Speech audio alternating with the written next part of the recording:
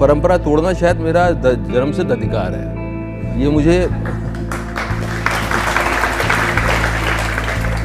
ऊपर वाले ने मुझे इस मिशन के साथ भेजा है। मैं परंपराओं पे सवाल उठाऊंगा और तोड़ने की कोशिश करूंगा। इरफान खान करीब करीब single.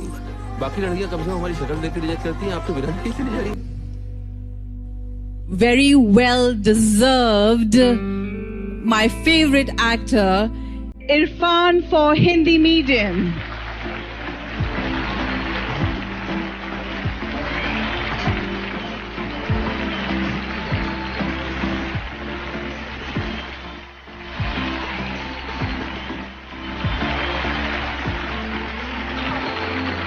Hello sir, congratulations. Thank you very much. Thank you screen. Thank you very much.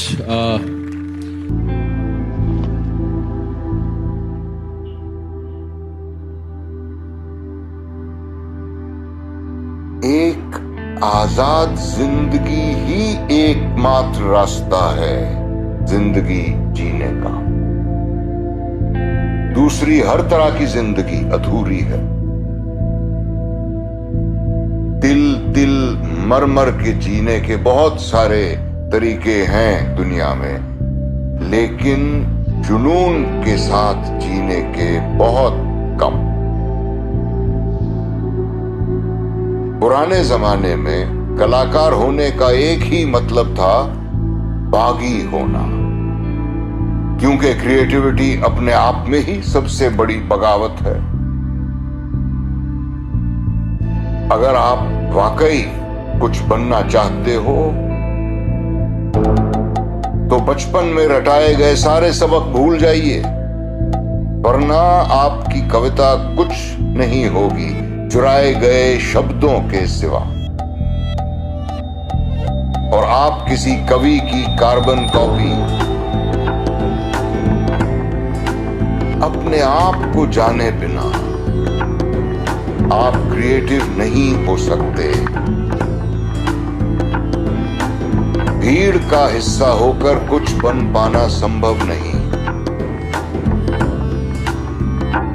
भीड़ मानसिकता कभी क्रिएटिव नहीं हो सकती। भीड़ बिल्कुल नीरस जिंदगी जीती है, मशीन की तरह,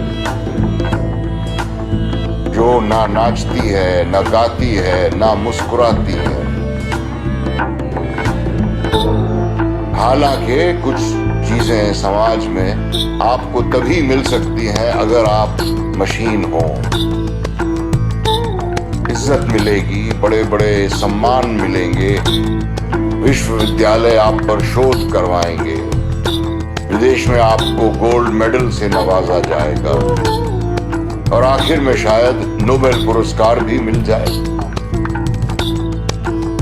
लेकिन ये सारे सम्मान इंतहाई खोखले हैं। एक सच्चा जीनियस इंसान इनको ठुकरा देता है,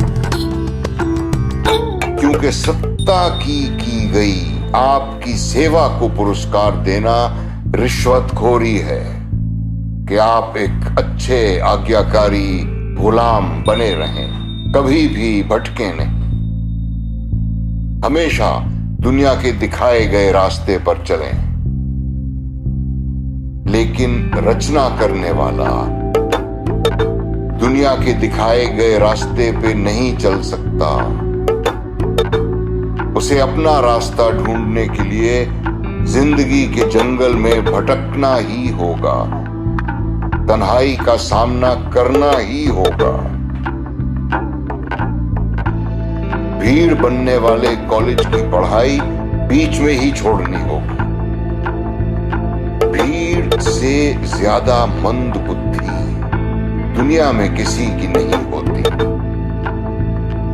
यहां तक कि एक मशहूर बेवकूफ भी बेवकूफ भीड़ से ज्यादा समझदार होता है। भीड़ घूस खिलाने में बहुत माहिर होती है। वो उन लोगों की इज्जत करती है, उन्हें सम्मानित करती है जो लगातार कहते रहें कि भीड़ मानसिकता ही एकमात्र रास्ता है।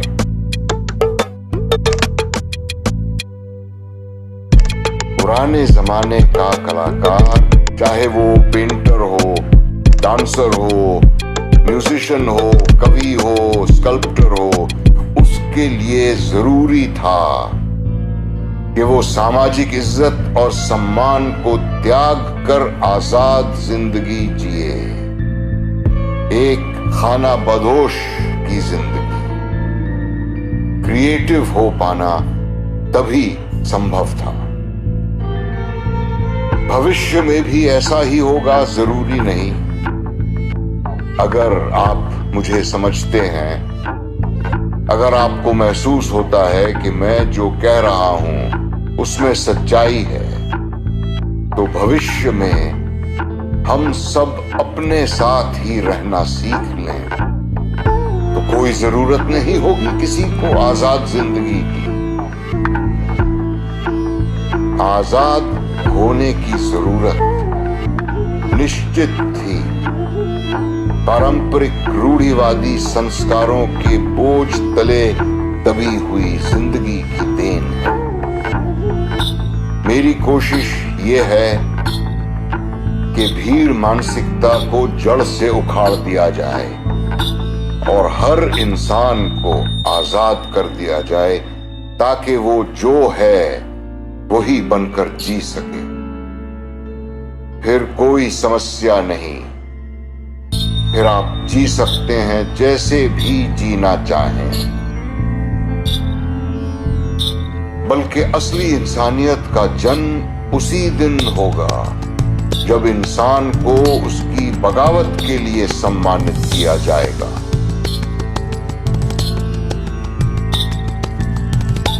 इंसानियत अभी तक जन्मी नहीं है। इंसानियत अभी भी गर्भ में है। इंसानियत के नाम पे अभी जो आप देख रहे हैं वो महज एक ढोंग है। ढोंग।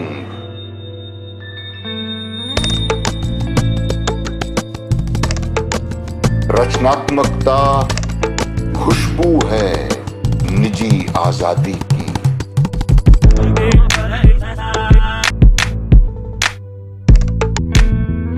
उस दिन अपनी बेरहमी पे सबसे ज्यादा वक्त रोया था।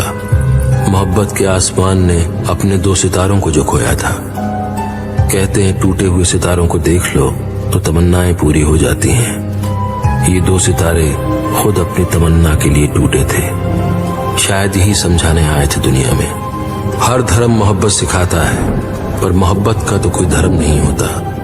वो खुद अपने आप में एक धर्म है।